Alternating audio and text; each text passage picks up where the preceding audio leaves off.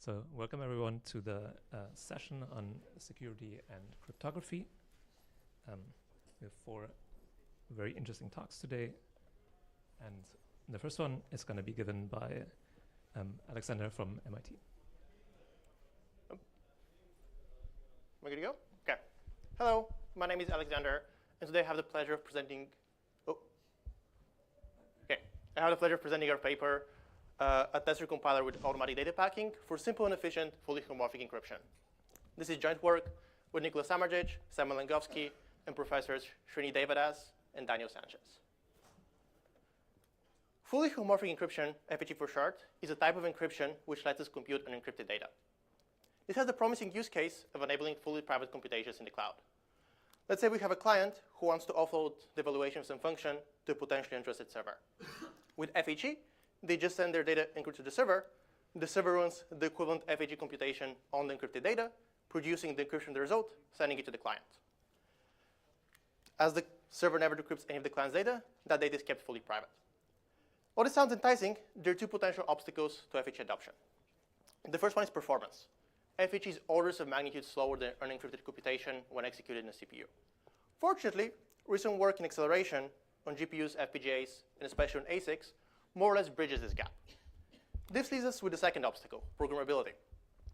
FHE is different from just running your existing applications with the data encrypted. FHE requires using its own programming model, which is challenging to use. And just to give you a sense of that, there have been multiple papers published, each just porting one existing application to FHE. Taking a step back, we have programmers used to high-level programming languages, and we have this obtuse, hard-to-use interface we have to follow in order to compute unencrypted data. We want a compiler to solve this problem. And our recent compiler, Fhelipe, does so. With Fhelipe, the amount of effort necessary to implement FHE applications is drastically reduced without sacrificing performance. In fact, Fhelipe is the first FHE compiler to match the performance of manually tuned FHE applications. Of course, we're not the first to think of making an FHE compiler. However, there are 2 crucial aspects of FHE programming in which Fhelipe makes major contributions, differentiating it from prior work. These are data layouts and noise management. Now, I'll give you an overview of both of them here, but the focus of this talk will be on layouts. I won't be talking much about noise management beyond the slide. If you want more details, see our paper. Layouts come into play because data is encrypted into large vectors, and once these vectors are encrypted, it's practically impossible to reorder elements. Manual applications avoid reordering elements by using many layouts. This produces efficient programs, but it's challenging to write manually. And prior compilers, well, they don't have a systematic way of reasoning about layouts. As a result, they either use only a small range of layouts, producing inefficient programs, or we have super optimizers. They explore everything, but they fail to scale beyond tiny kernels. With Fhelipe, one of our crucial contributions is a novel way of representing layouts for FHE. This lets us explore a wide range of layouts systematically and efficiently, producing efficient implementations of large FHE applications, drastically outperforming prior compilers. Noise is introduced during encryption for security and has to be managed using 2 auxiliary operations called rescaling and bootstrapping. Rescaling, prior work has found good ways to do automatically. Bootstrapping, not so much, because it shows up only in very large applications. With Fhelipe, we also contribute a novel algorithm for deciding when to bootstrap, which is the first such algorithm to match the performance of manual bootstrap placement. Now, before going to details of our contributions, I'm going to spend a few moments showing you how FHE works, and then showing you how the challenges of layouts show up. What I'm going to say here is going to be quite general, though some of it will be specific to SIG-KS. This is the state-of-the-art FHE scheme or FHE system, and for that reason, the scheme which Fhelipe targets. Data is encrypted into large vectors of fixed point numbers, and these vectors support only 3 operations: element-wise addition, element-wise multiplication, and cyclic rotation by a fixed constant. That's all. Since data is kept encrypted, we do not have access to individual elements. We cannot just permute vector elements for free. This is one of the crucial differences between FHE programming and more traditional vector processors, or SIMD, or GPUs. And further, for security, these vectors, turns out, they have to be quite large, on the order of 32,000 elements. Applications which don't have sufficient data parallelism to fill them, they still have to pay the full computation costs, effectively wasting the unused slots. Despite these somewhat limitations, FHE is still a great fit for applications in linear algebra and machine learning, which have sufficient data parallelism. To see the challenge of layouts, we'll be working through an example consisting of a sequence of matrix vector multiplies. This is representative of applications like neural networks with fully connected layers, or recurrent neural networks. I'll be assuming that the matrix is moderately large, 128 by 128, which in particular means it will fill a 16,000 element ciphertext. Of course, I cannot draw 16,000 elements on my slides, so just for visualization purposes, I'll scale things down so the matrix is 4 by 4, and the ciphertext 16 elements. Now that we have our tensors, we have to represent them as ciphertexts. It's worth emphasizing that this choice of layouts is made by the programmers or the compiler, and it's not dictated by FHE. In this example, starting with a simple choice of putting the vector elements contiguously and the matrix in row major will turn out OK. Now we have our ciphertexts. What should we do? We can try multiplying them.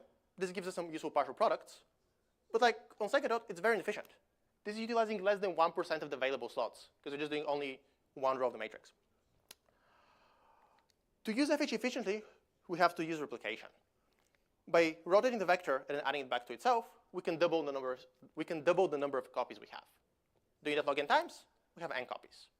Now, if we start a procedure with replication and then multiply by the matrix, we're able to compute all partial products in one go. Pretty cool. And it turns out, using a similar sequence of log n rotates and adds, we can sum up all the partial products which correspond to each output element. This is efficient. If we take a moment, we were able to compute n dot product using only log n operations. There's a catch though. See our output? It's under a different layout than input. Now there are gaps between the elements. We cannot just take this procedure and apply it again on the output to the second matrix vector multiply. What should we do? Well, one thought, let's try converting back to the original layout. By multiplying the vector with a specific mask, we can isolate each vector element in its own ciphertext. We can then rotate them individually, align them, and add them. This requires all of n operations, completely defeating the point of our nice replication algorithm, though. We don't want to do that. Instead, we should try working with the layout as is. We can still do replication, turns out, efficiently. The only difference is that we now get our data under a different layout. If you see here, for example, the copies of x0 are now all contiguous, where previously they were evenly spread apart. But never worry.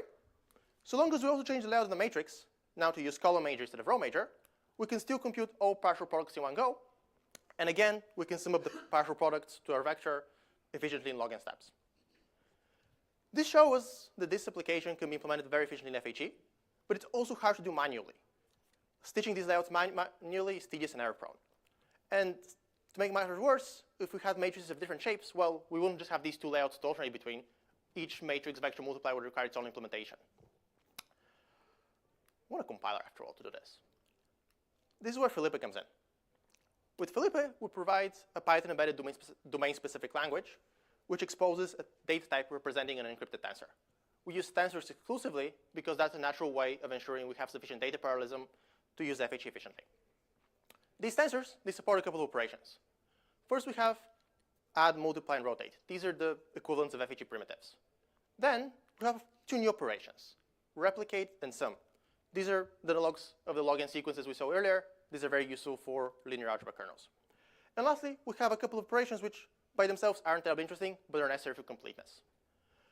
But this is all. Using this small set of relatively simple operations, we can implement interesting algorithms efficiently.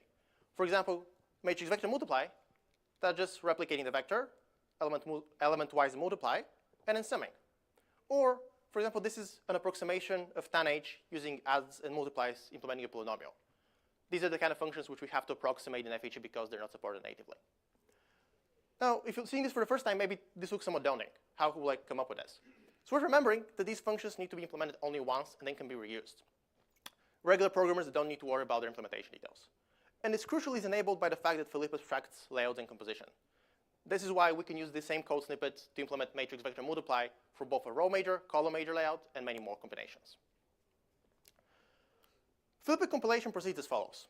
We first execute our Python DSL to produce our IR. This is a tensor data flow graph. We then annotate each tensor in that graph with a layout. We introduce noise management operations. And then we translate our IR to a graph of FHE primitives. These are operations which can be executed directly on encrypted data. We support two execution platforms, a CPU and state-of-the-art accelerator Krastev Lake.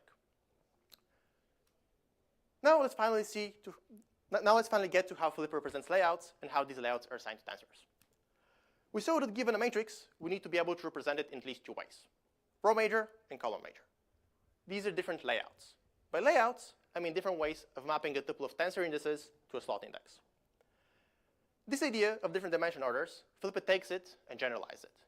A Fhelipe layout can be an arbitrary permutation of dimension index bits. What do I mean?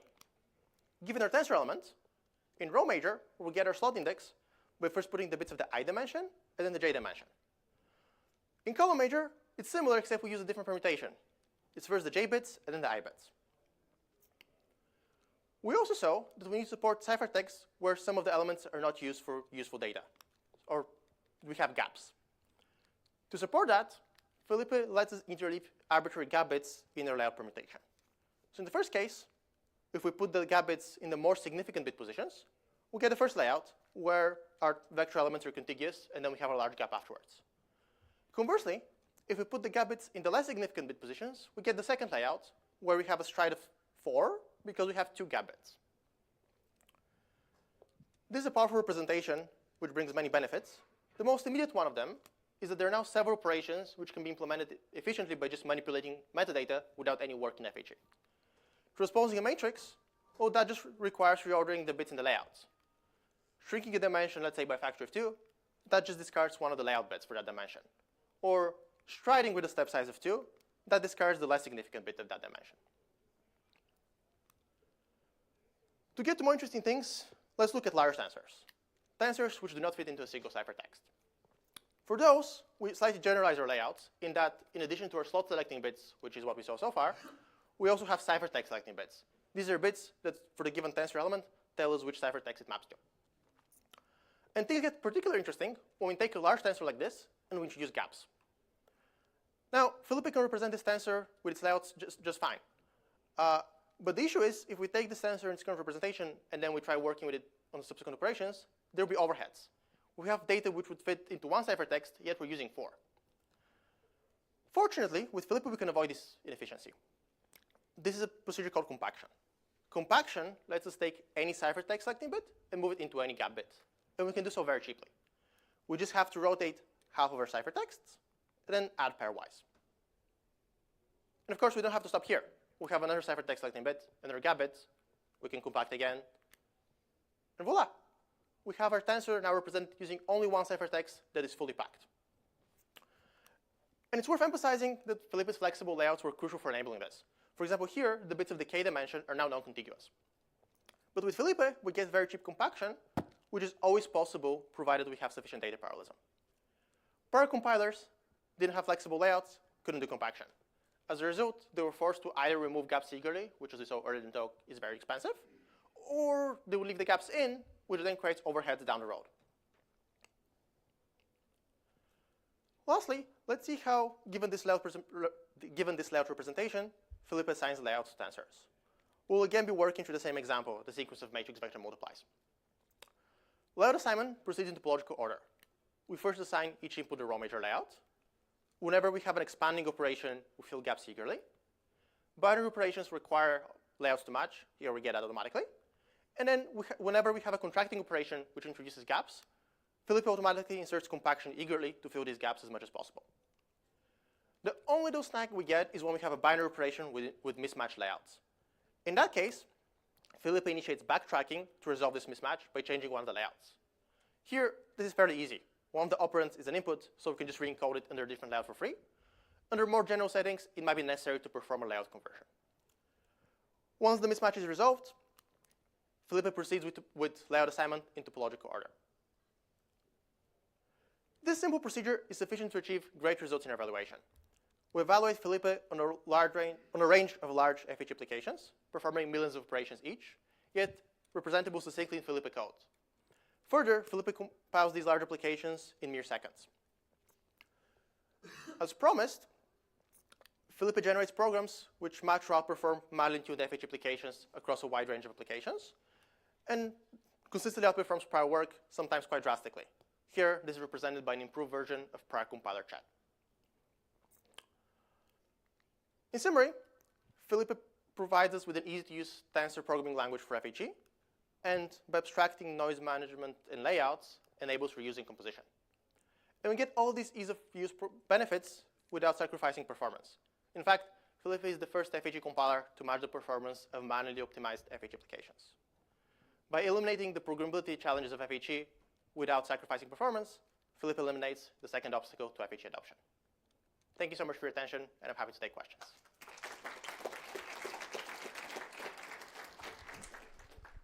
So we've got time for a few questions. Hi, thanks for the talk. Could you comment on the memory requirements? I have two questions, and so this is the first. The memory requirements of the compiler? Yeah, and the evaluation, does it have an impact? So this is evaluation of, so. Does it increase the memory, or? Let me just make sure I get your question straight. Does the compiler execute the memory required by execution, or does the memory? No, I mean, instead of speed up, like, does it also? Decrease memory? Yeah.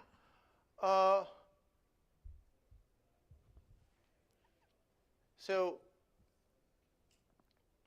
we haven't precisely measured that.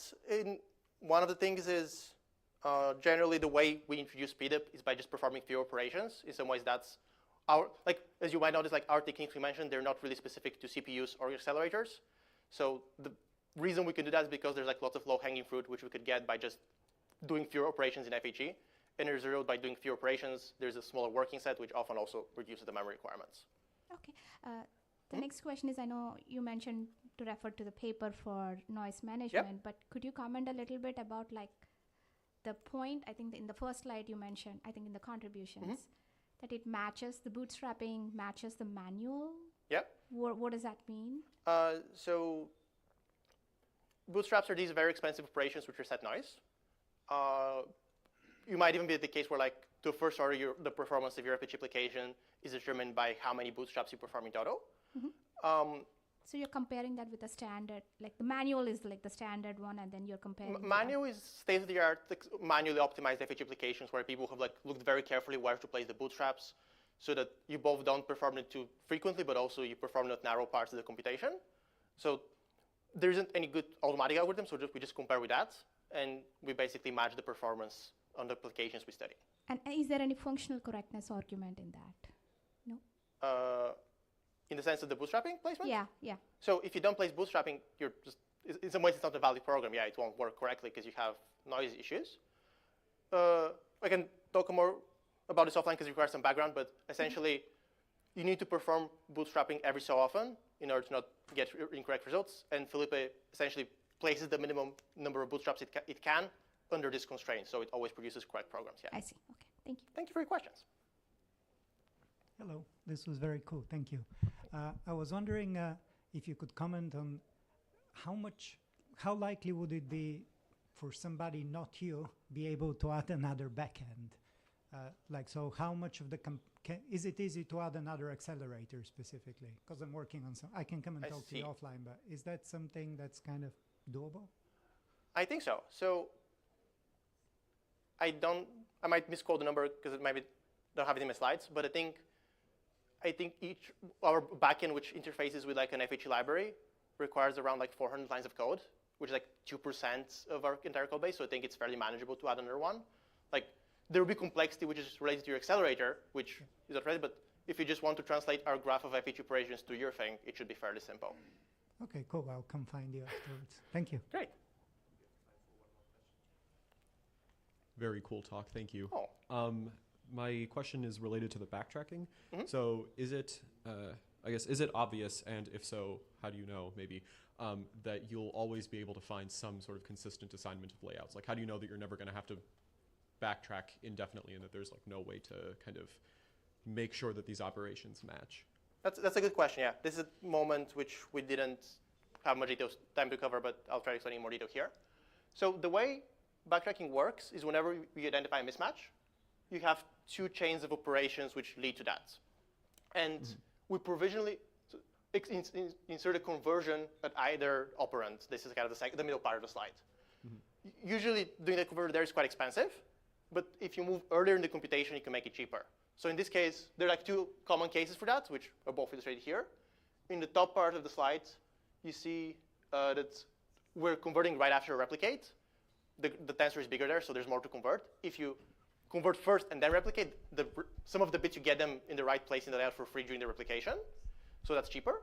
Or in the bottom slide, in the bottom case, you can just merge it with the input, which is also what we had in the in my example during the talk.